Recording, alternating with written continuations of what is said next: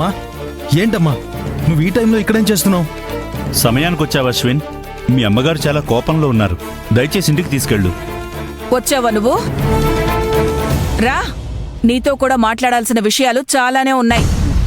అన్నా ఒక్క 10 నిమిషాలు మా అమ్మకి నచ్చజెప్పి తీసుకెళ్ళిపోతాను.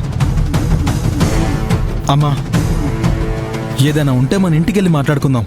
రామా. ఏయ్ వదలరా. దయచేసి నాతో రామ్మా. నేను రాన్రా. ఇవాల్టితో మీ దోబూచులాటకి ఫుల్ స్టాప్ పెట్టందే నేనిక్కడి నుంచి రాను. ఇప్పుడు నీకేం తెలియాలమ్మా?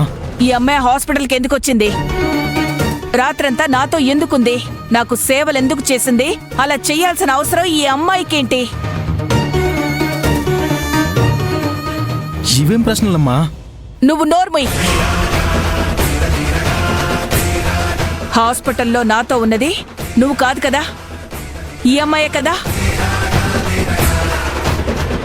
కాబట్టి నేను అడిగే ప్రశ్నలకి ఈ అమ్మాయే సమాధానం చెప్పాలి.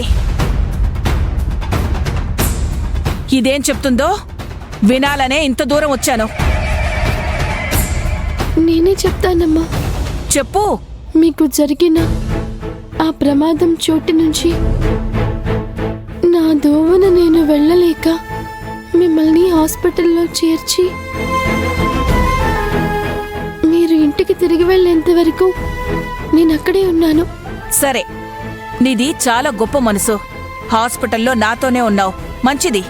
మరి ఈ విషయం నా దగ్గర దాచాల్సిన అవసరమేంటి? అమ్మా నువ్వు అడిగావో తను సమాధానం చెప్పింది.